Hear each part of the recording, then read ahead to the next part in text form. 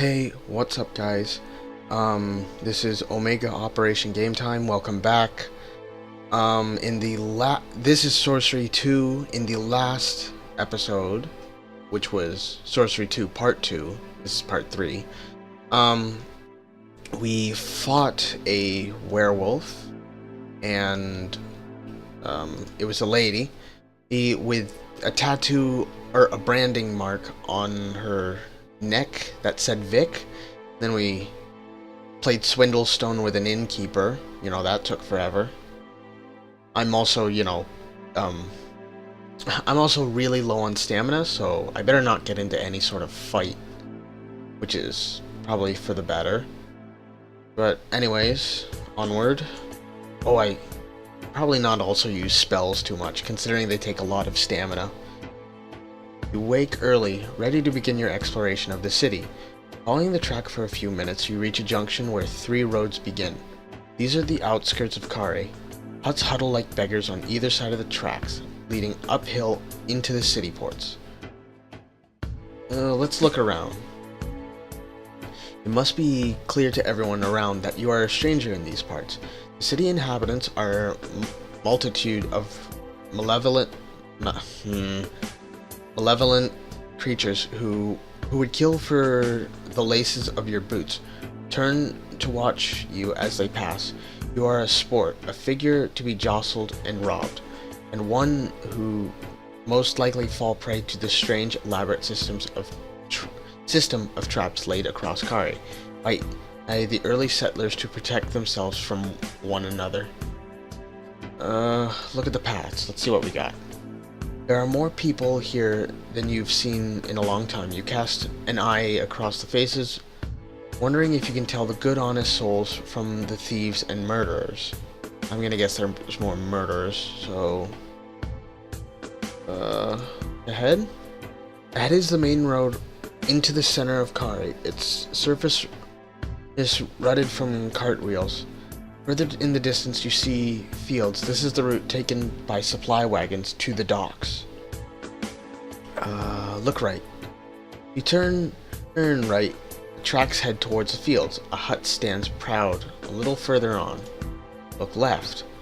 To the left you see a group of scruffy youngsters walking up the road with packs on their backs.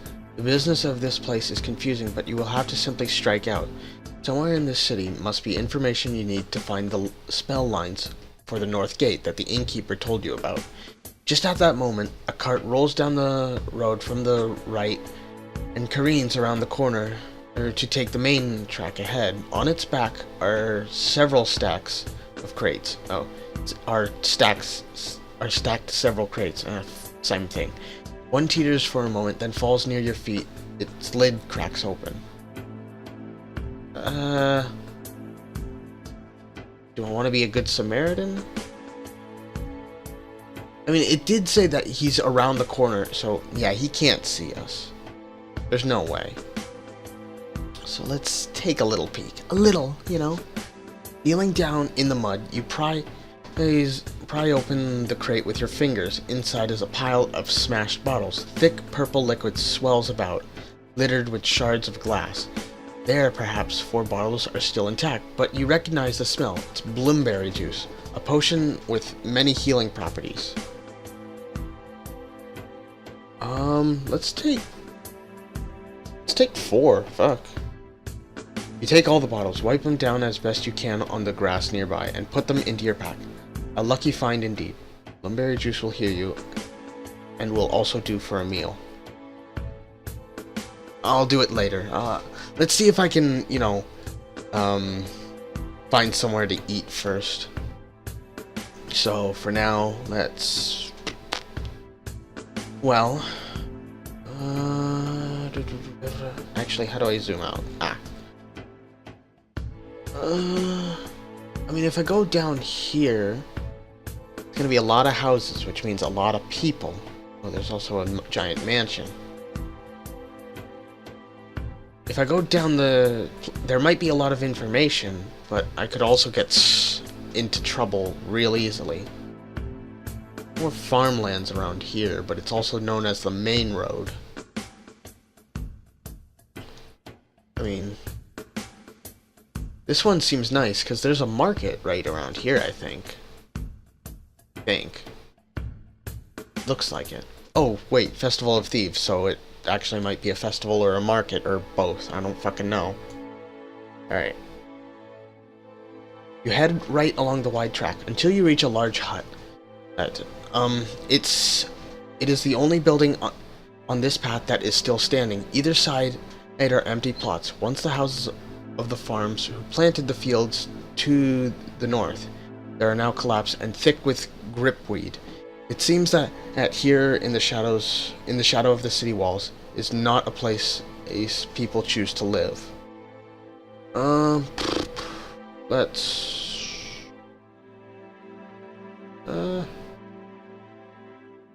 Did I... What if I... Look at the remaining hut. By the side of the door to the hut is a sign delicately painted chainmaker. The door is just a crack. Is just. I'm sorry, guys. I'm not good at reading, am I? You know, I just you know, not good at reading. As you can tell, I'm not an avid reader. I don't speak out loud. I don't read out loud to people. I'm not a storyteller. The door is just a crack ajar, and from within you hear a gentle tinkling sound, metal on metal, as though a creature in a chainmail dress was endlessly pacing the floor. Let's listen.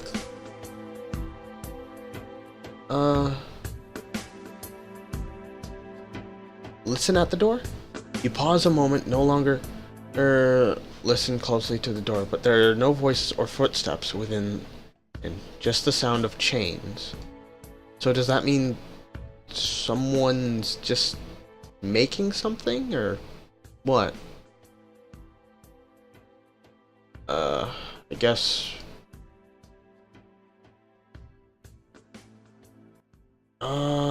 make a move?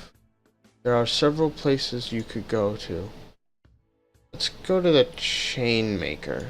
I'm curious to see. You push open the hut door and enter. It is dark inside. The floor is sawdust, and the air smells of oil polish and burnt metal. From the ceiling, hanging like ivy, are metal chains of all lengths and thickness, some suitable for machinery, some for oxen, and others for arms and feet. The chains shift and whisper to themselves. Wait, the chains shift and whisper to themselves. Oh, okay. That's weird. There seems to be no one here. There is another room beyond it. Its door is hanging open.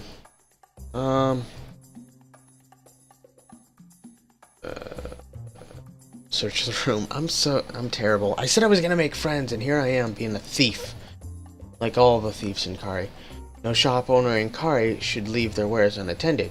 You begin to carefully search the room, trying not to set the chains to rattle.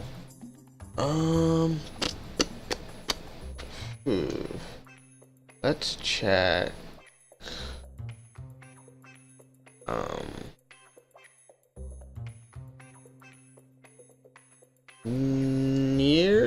I want to check what's near the door.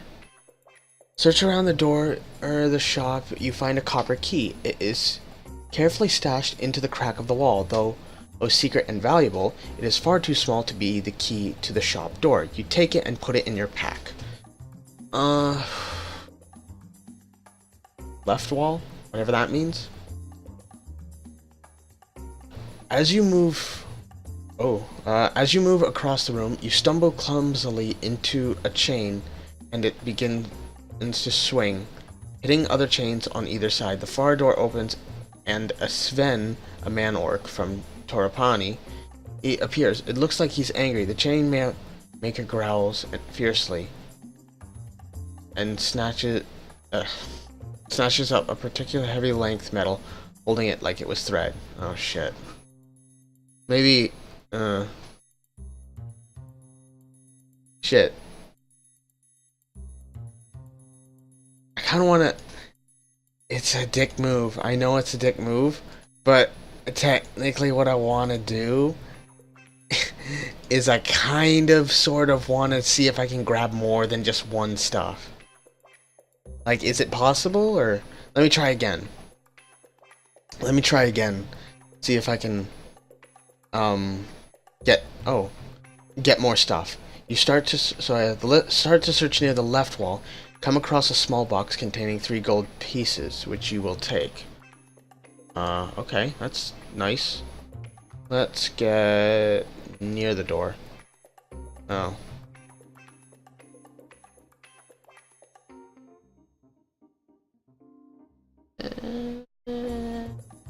Can I try again?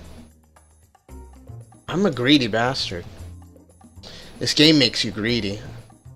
I'm sorry, guys. I apologize. Is there a strategy to this, maybe? Like, am I supposed to, like, is it a certain order? Oh yeah, there's a certain order. So I searched the right wall. A high cupboard is fixed to the right-hand wall. Inside you find a glass container labeled the same hand as the shop sign, Blimberry juice, which you take. You now have 5 lots of the potion.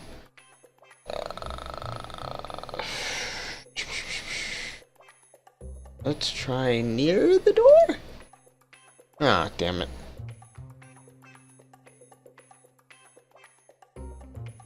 So there is a way. There is a way. There's Blimberry juice on the one side. I'm seriously... I want to try, goddammit. My cupboard. Near the door? Come on, come on, come on, come on. Fuck! Damn it. I don't want to kill him. Okay, I'm not a dick.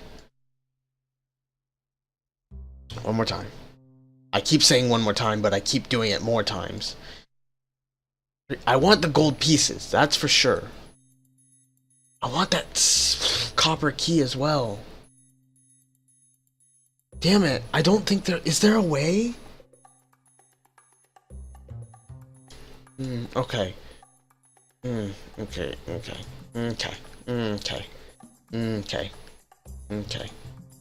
There was a strategy, and I'm not doing it properly. It's the left wall. Which is the right wall. Look under the table. You look under the table, but there's nothing but dust and wood ticks. Far door.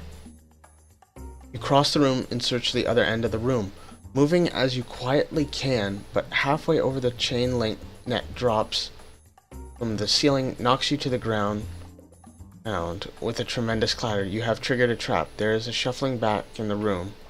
Someone is coming. Wait to see. There's no use to fight with the heavy chains. You wait. A shadow appears on the door. A great hulking Sven. Oh, bruh. Oh, no. Shit. I almost had it, so I gotta oh, shit, sorry. So there is a way. Shit. Let me see if I can get all the items, so I'm gonna skip again. Sorry, alright? Alright, I'm back. Sorry about that, but I tried every possibility to get every single item.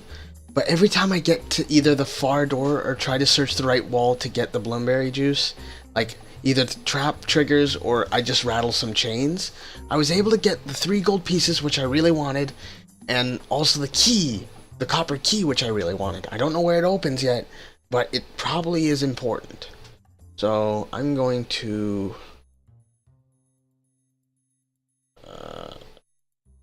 should I... Stop searching. Change your mind about completely rifling the shop. Call out for the chain maker.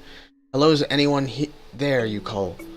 Abandoning your quiet search. There is a shuffle beyond the far door. Then a figure emerges. It is the chain maker. He is a Sven, one of the man orcs from the village of Pawnee. You what? You want chains? Look for a chain. He's worthless. Leave this place. I need... let's check out the chains. You look around the shop at chain after unremarkable chain, but then one stands out. A short length of silver, which seems to move more energetically than those swaying on either side. The chainmaker nods. Good chain, he says. Magic chain. Wait, what? What does it do? What does it do? You ask. Magic. Stubborn creature. Okay. Magic. Oh, wow. How vague. How much does it cost? 5 gold. Fuck. I mean, I did get that. I did just take 3 gold from him. So, technically, it is a deal because he's just getting 3 gold pieces back. So, I'm only spending 2 that I made. And the 8 that I took from the innkeeper, that'll be 6. So, yeah, it's fine. It's fine. I'll buy it. Sizes you up, thinking you must be wealthy. It's 5 gold pieces. And I'll buy it. You hand over 5 gold pieces he wants, happy that the 3 of those 5 pieces are his anyway. You shake the chainmaker's hand. Yeah, 3 of those 5 are his. And take the chain. It's clearly enchanted. The ends seem to snap and bite at one another like amorous snakes. Good for taking out their knees, the chainmaker explains. You head out of the shop. What the hell does that even mean? Good for taking out their knees? What? Is it a snake chain? Wait, what? What? Alright. Let's... not back to the junction. Let's walk on. I want to kind of go to the festival. Let's see where it takes me. You continue along the road. The land rises gently. A thin, miragry scrub broken by rocky outcrops, like teeth through an infant's gum. Goat roam the slopes, paranoid, shifty creatures who flee at the sound of your footsteps. Suddenly, you could be back in the fields outside Christianti? Yeah. This part of City Port is barely inhabited, so you are unlikely to find clues of the Northgate spell here. There will be more people to talk to near the docks. Your stomach rumbles with hunger, but you have no more food. Oh, yeah. Yeah, that sucks.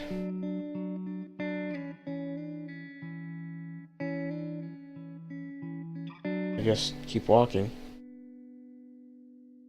You continue to walk. Oh. Yeah. You continue to walk. You begin to hear the large crowd up ahead. There's some sort of market in the fair happening further on near the river. You pass a dirt track on the left that leads way across the field. So I can either go through the field, skip the festival, or I could go to the festival. Just to the crowd. Might want to go in there. Oh, wait, hang on. Let me try this. Oh! No, wait, hang on.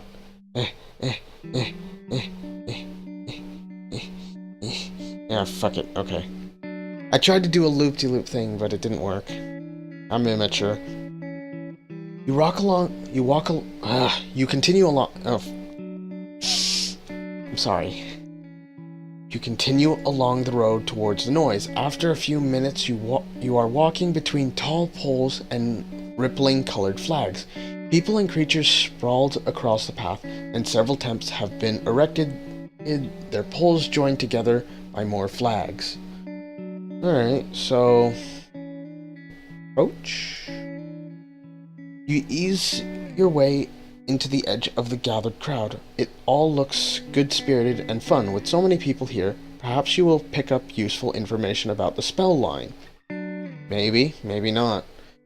Look around. You keep one hand on your gold as you look at the various events. There are a group of musicians playing a merry jig for a troop of dancers. Elsewhere, a dwarf has trained a dancing bear on a lead.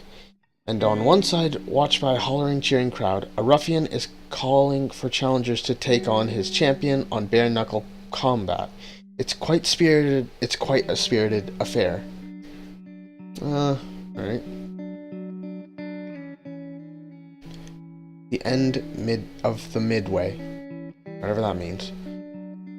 You walk to the south end of the fairground midway. A boy with a barrel stands off on one side. A dull-looking tent stands near the river. There are more exciting stands further north. What the fuck? No. Ugh. Ah. Okay. Just slip out of the fair. Barrel boy. Barrel boy or small tent? Let's go for small tent. Yeah, let's go for small tent. You approach a small tent by the door. A young elven woman is collecting the entrance fee. 1 gold piece, she declares, winking at you. What's inside? Marco the Amuser, she replies. She's still smiling and winking. Perhaps there is something wrong with her other eye. He's very funny. 1 gold piece.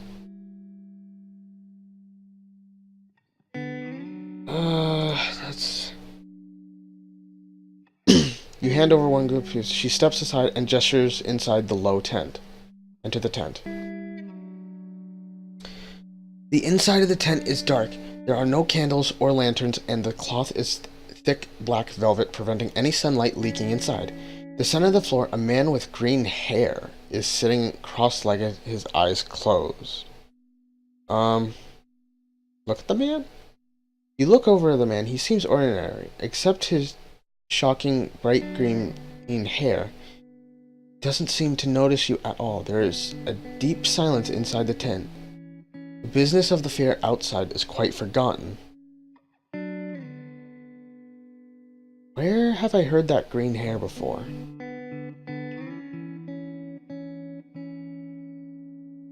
Was I warned about a green hair man? A con man? I forgot. Shit. I'm thinking of, like, last game. I don't fucking know. Beat the man.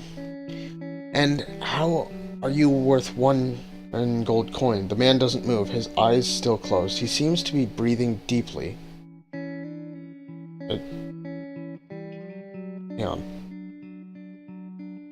Hang on. I've got something familiar. It's a sneaking suspicion, but let me just check.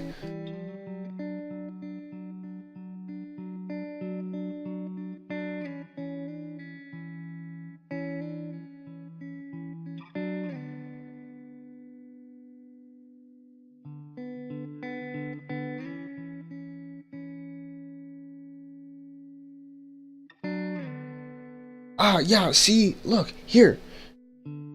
Green-haired wig. Green-haired. Now, I don't know, but maybe the green hair isn't his hair. It might be a wig. It might be a wig, so if I can convince this guy to give me his wig or hair, then I can get these spells, you know. These are actually one of the useful spells that I actually wanted, because then I can communicate with creatures that don't speak human, and I can also communicate with animals, which also don't speak human. So if I can do that and get that hair, maybe it might be worth it. Maybe. I don't know. Might just be his natural hair? I don't know. Do they have dyes back then? You step closer, expecting the man to leap up or react, or in fact do anything, but he simply sits there. As you approach within arm's reach, from here, it's clear his green hair is in fact a wig. Okay, so, yeah, his hair. Yeah, so he's. Yeah. So it's a wig. Cast a spell. Let's see if I can not kill him. I'm gonna try and not kill him, alright? So... No, not read mind. No, I don't want to do zap. Zeus, sense danger.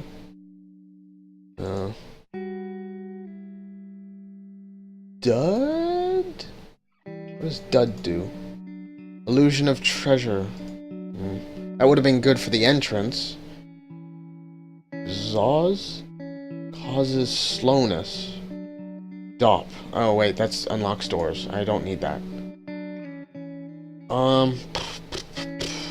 M. Map. Oh no. Oh. Wait, zap. No, I clicked M. M. Jesus Christ. Create quicksand. I don't have sand. I think. Don't have sand. I don't know. Did I try S? Stop. Cause depression. That might work, because I don't want to kill the man. Oh wait, I tried Zeus. But then again, that causes slowness might work as well. Like, I could just grab it, and then it wouldn't do anything. I mean, actually, causing slowness and depression, they only require 1 stamina, so I don't think it would matter too much. Fuck it, let's just grab, sap. You cast a spell, and the man in front of you sighs and begins to look dejected. You don't think this is funny, do you? He complains. I don't know why I bother. With that, he removes his green wig from his head and flings it aside, and goes to sit sulking in the corner. Let's take the wig. Let's take the wig.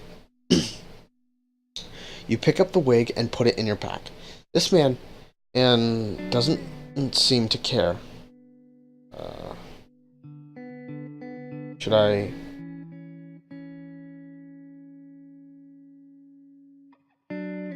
just leave. Leaving the man to his misery, you step back outside where the elven woman smiles at you. Did you enjoy? She asks.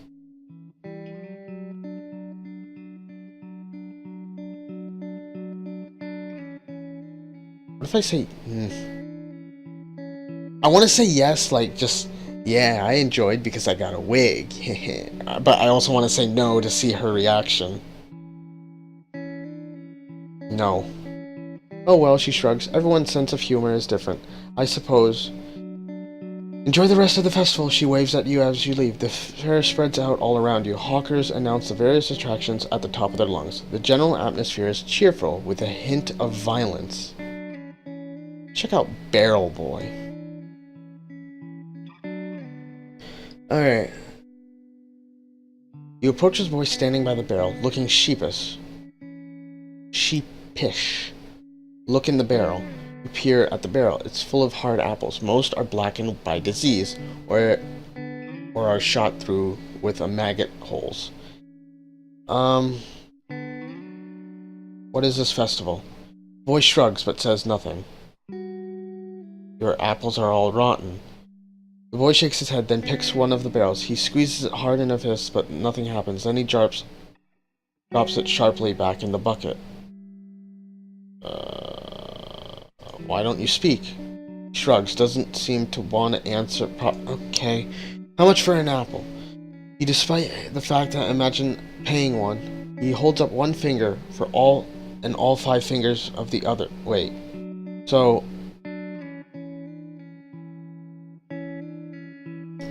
I'm confused. It's not 6 gold. Or, wait, is it? No, wait. What? 1 gold piece? Boy nods. Okay. Whew. You hand her the gold piece, and the boy supplies you with 5 apples in your hand. You feel that they are indeed not rotten. In fact, they are rock solid, hardened by some disease into stone. The boy bows his head in thanks, and then gestures behind him. A girl, possibly his sister, hops up from behind a barrel and pulls a face at you. Stick my tongue out in return. Throw an apple.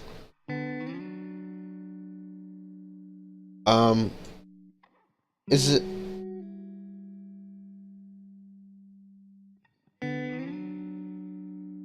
His head in... Throw an apple? You lob one of the ant, but she dives to one side, and it misses. The boy claps his hand. puts her thumb against her temples and wags her fingers. Oh. I'm confused. What is this? You ready your second apple and wait for the girl to show herself. As soon as she pops up, you throw, but your aim is off. You miss by a finger's breadth or so. The girl ducks away. Another one? You try another, but your aim is really terrible. Perhaps if you'd spend more time practicing your sword fighting and physical skills and less learning book magic, your arm would be better. Oh, I guess that's my fault. You hand back your remaining blackened apples by the boy. He grabs the apples and throws them at his sisters, and then you walk back midway. From across the field comes a murmur of excitement, then quite suddenly, a small tornado lifts a tent sharply into the air away. Uh-oh, that's not good. Shit. That kind of sucks. So if I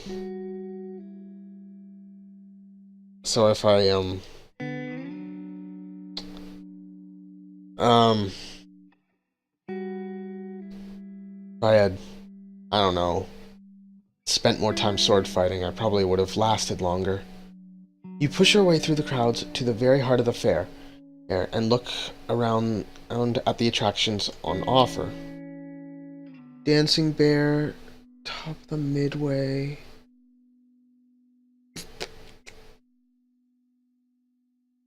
What was by the end of the midway again? I'm sorry. Went back down south.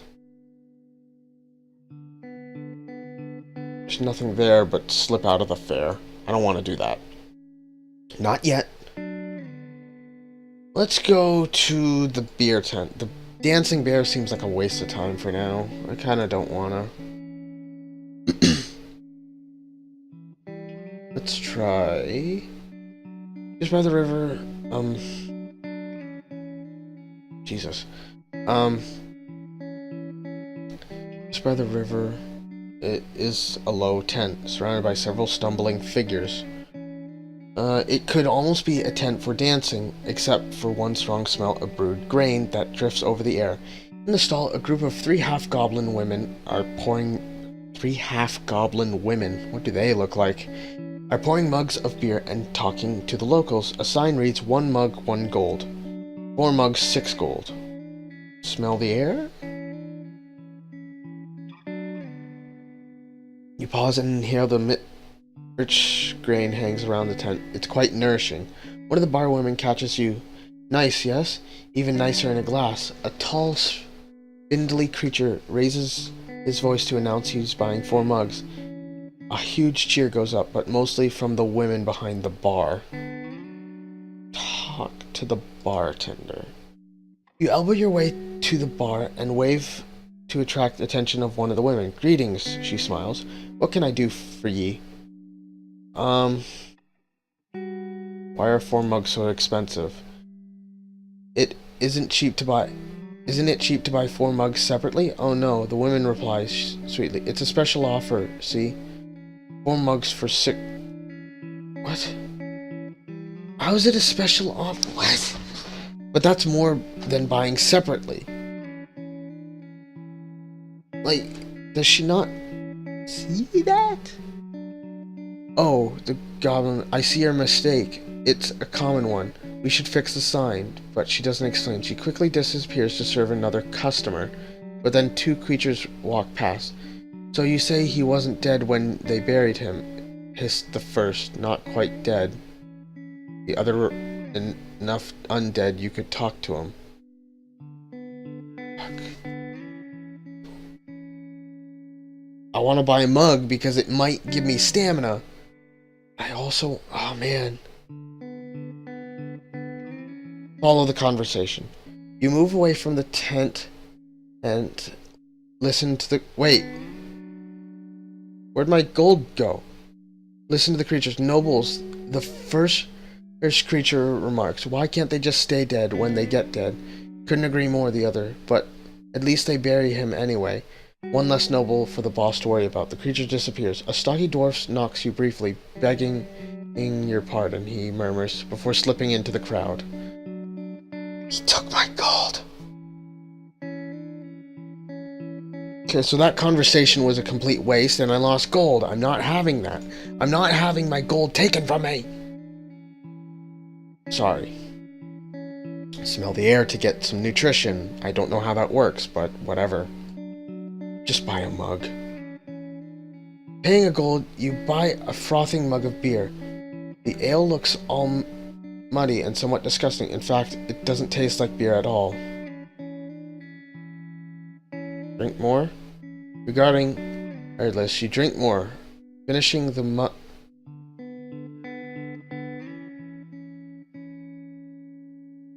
You stagger against the bar. Had too much, have you?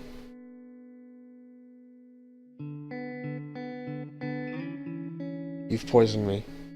Well, that's the perils of drinking. Then she moves away, serving another.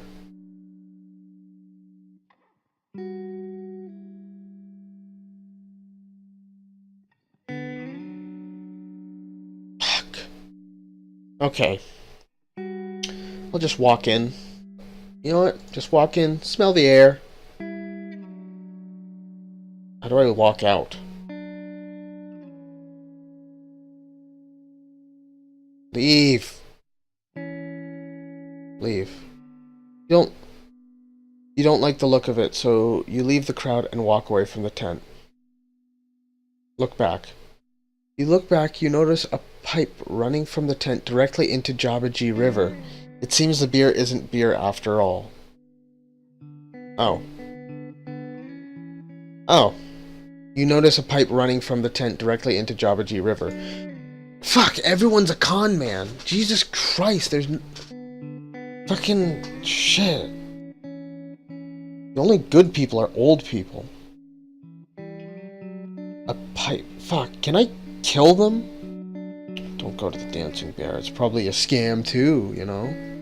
At least I got one nutrition out of it, honestly. That was like the best thing out of it. You walk to the north end of the fairground midway. The fair continues from here, and the road leads away uphill.